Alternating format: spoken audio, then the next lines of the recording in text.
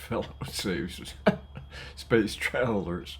I'm sitting in mighty Burbank, Nanaimo. It's a hot day. It's a beautiful hot day. I'm a 5-minute walk from the lake. I actually feel like going there right about now, but I promised I would try to get this done as soon as possible, and it is already later than probable.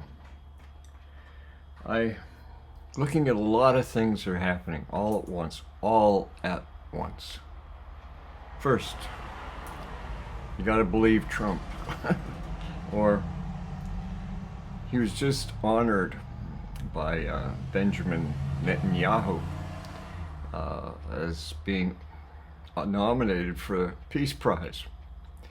I'm sorry, did he say Peace Prize or was it Piss Prize? But let's not judge too quickly. Gaza Strip, genocide, eh? Or is it just Hamas trying to hold on to power at the expense of its own people? And Israel is doing what is obvious. Let's wipe them out. I'm not sure I like starvation, though. I lean, if you're going to kill somebody, do it fast and easy. Don't play games. Climate change, and there's the friggin' dinosaur in the room.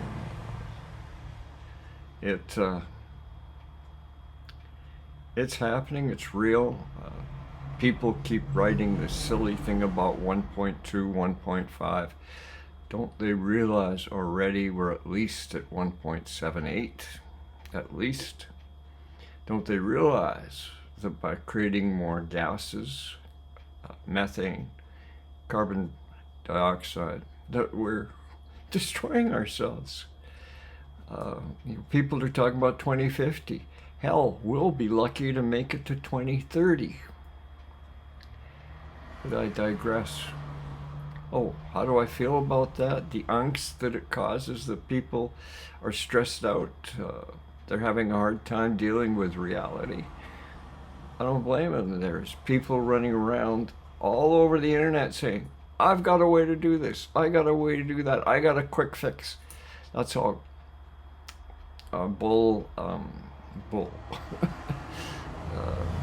Brown walking out of the ass end. What can you do really for yourself?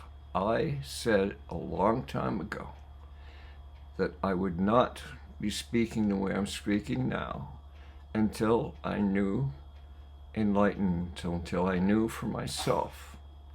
And I spent, 40 years? Plus another 13 after enlightenment, trying to work it out. I'm ready now, but are you ready? Are you ready to face reality the way it is, the way we're going to burn by 1930? By 2030, we'll have probably lost a good, what do we have, 7 billion now, 7+ billion? We may be lucky to have 100,000 left of us, of humanity. Now, how do you greet this? How do you deal with this? The big boys don't care. Trump don't care.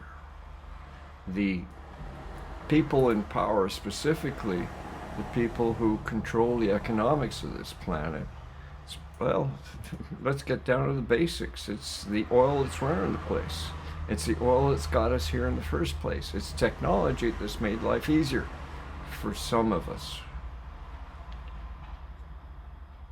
But it doesn't get us anywhere if in the end the electricity stops. That ain't gonna happen until people realize that it's a stock market. It's people making money on money that are causing the grief. And it's greed. That's what's doing it. And they don't care because they're rich already. And the rich, here's the cliche, they get to screw the poor people, and the poor people are going to suffer for this. But in the end, all of humanity will suffer. And we come to our first statement of creating a moral center. And why create one? Why the heck am I talking about this? Create one for yourself. For the point where you suddenly go, oh, I no longer am stressed. I'm free. I'm totally free. I'm at peace. But you're not going to do it by traveling anywhere.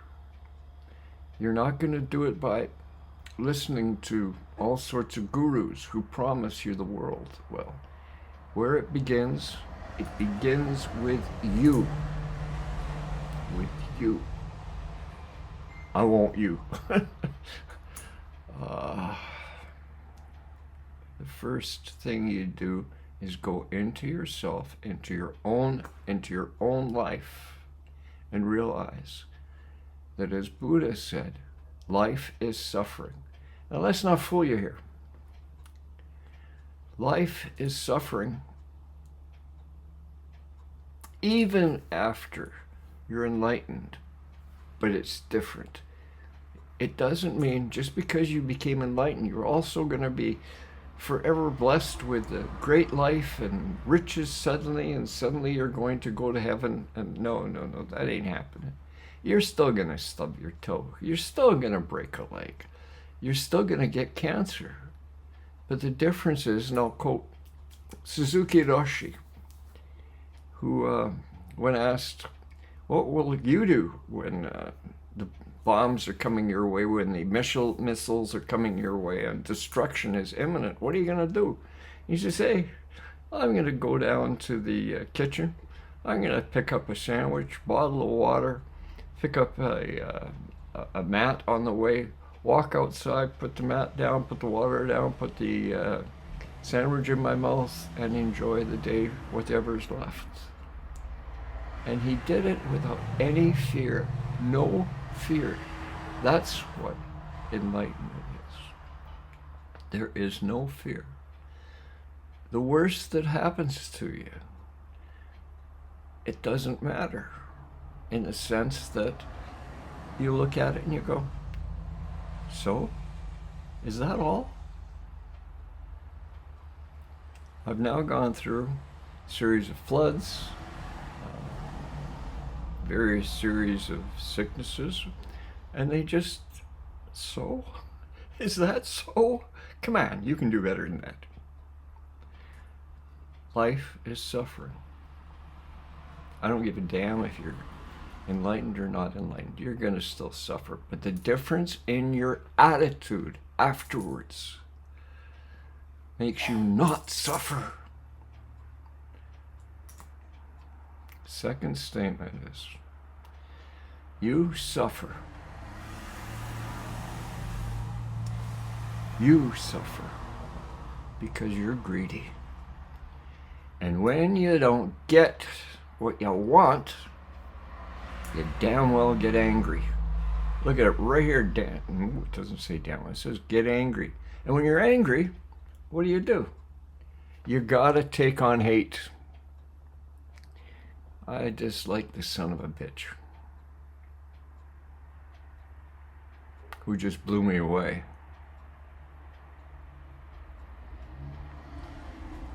Anger, hatred, greed. It proves your ignorance, your true ignorance. And ignorance, I don't use in the pejorative sense. Pejorative meaning I don't use it in a put-down sense. I use it in the fact that you really don't know. It hasn't been told to you. The true nature of reality, and I'm talking reality big R, not as you see it, with your little mind, with your dual mind, because you are not enlightened. You exist creating dualities that cause you grief. There is one reality that is beyond your comprehension, but you can experience it. That's the second statement that Buddha made. The third statement that Buddha made, he says, hey, guys, I wouldn't be around if there wasn't a way out. And what I wrote was specifically, there is a way out of your self-created, known as dual mind, small r reality that you live in fear, with stress, with anxiety, and you create your own happiness and your own despair. And that's why climate change gets to you. That's why you're stressed. That's why Trump. That's why everything that is negative toward you, you think is negative. It's not. It's not towards you. You got nothing to do with it. You just happen to be there. You just happen to be in a set of circumstances that you can do not a damn thing about. Now grow up. How do you get out? What do you do? Fourth statement. And this is the hard part. Well, depends. Some people found it historically very easy. It took me, 40 years of wandering down a lackadaisical path of trying to find enlightenment, sometimes sitting and doing zazen, other times making rocks cry. I was in such a bad state of mind that even rocks stayed out of my way. I'm going to tell you something that is beyond your comprehension. When you run into and you finally experience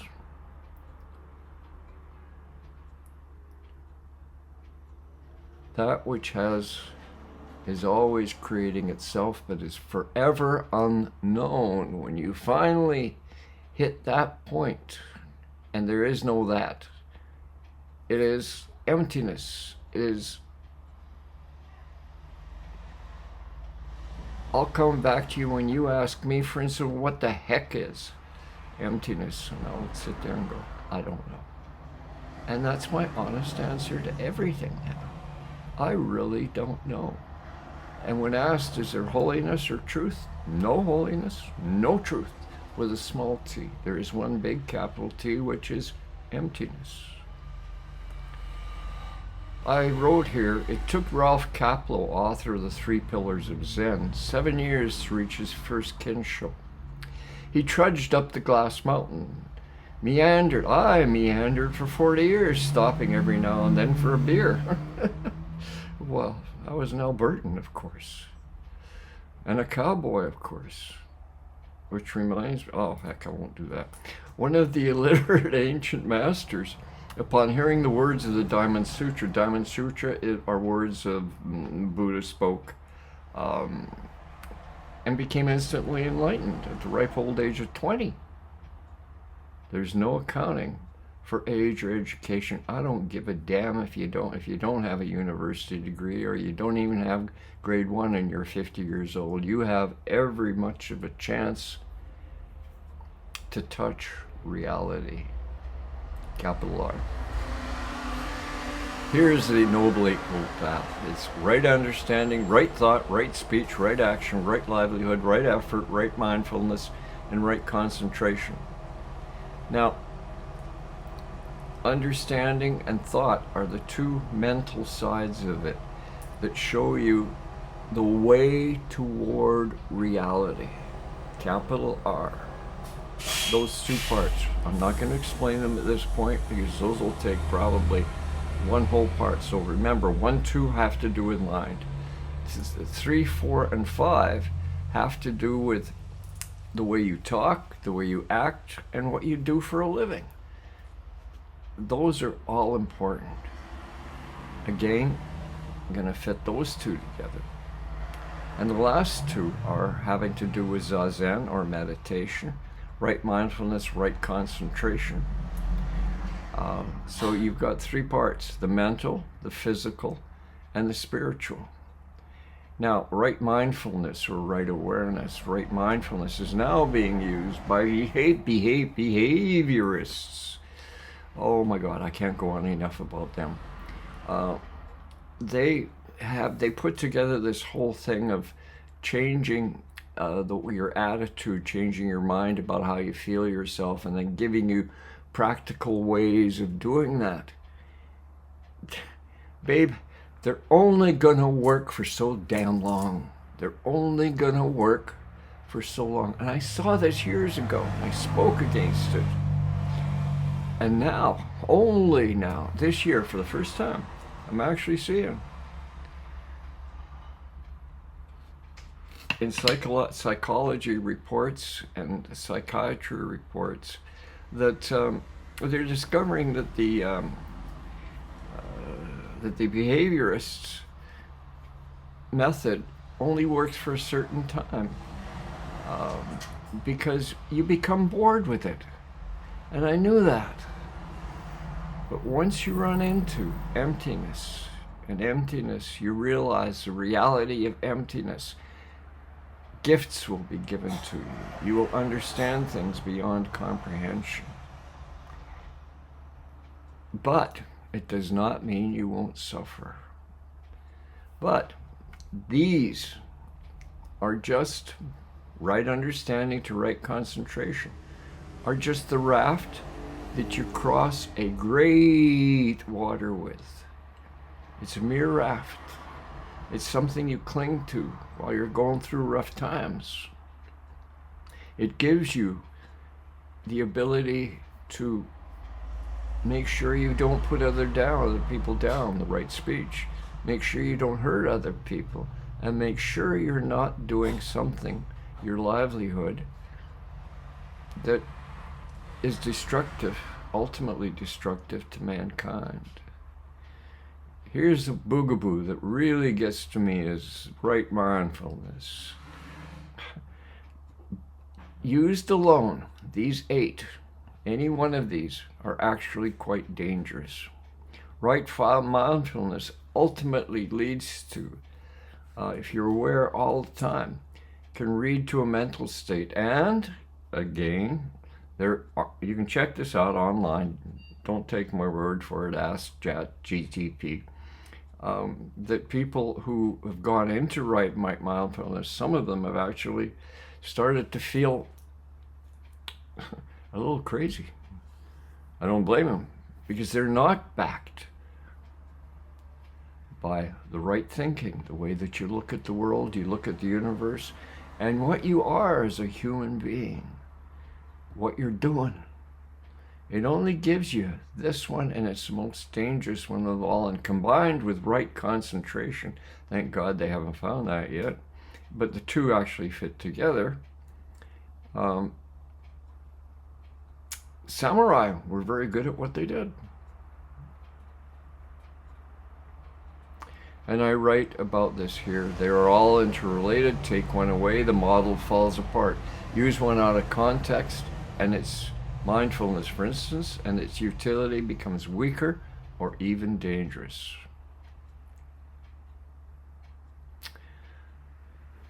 The Eightfold Path, first, brings you toward, let's use the word purity, brings you towards something pure. And that purity will lead you to becoming more ripe, becoming like a fruit falling from a tree. Fruit? I'm not sure that's a good analogy in some ways. Realize that in Buddhism, there's no judgment. You're going to mess up the Noble Eightfold Path. You're going to mess it up pretty bad as you mature. But as you mature, you're going to do it less and less. But there is no judgment here. There is no sin. There is no crap like that. Anyways, this is Moral Center number 4. I'm on YouTube. I'm under not this. I'm under consequences. Let me see if I can find it. Substack. PST, editing, come on, what are you, please? Stripe, no. There's my Substack, and I'm writing a whole new thing over again. I'm retooling. This is going to come out fairly soon as well, too. Let's just see if I can put a change here. Oh, there we are. here we are. There we are. We've changed our whole website right now. It's www.consequences.life. You can become a member, which has great benefits.